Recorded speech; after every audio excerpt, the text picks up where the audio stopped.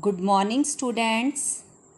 Today our topic is animals and their shelters. Let's start.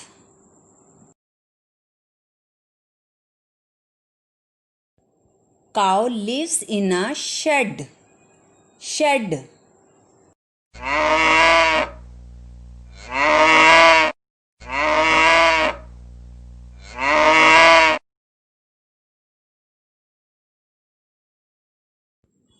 Rabbit lives in a burrow. Burrow.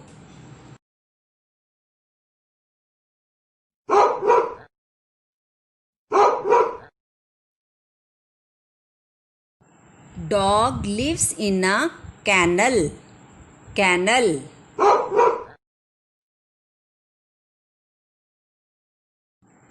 Horse lives in a stable. Stable.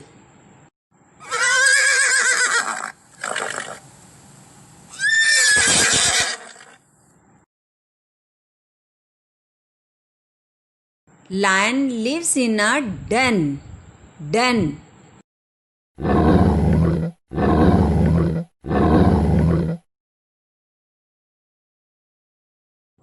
Elephant lives in a jungle. Jungle.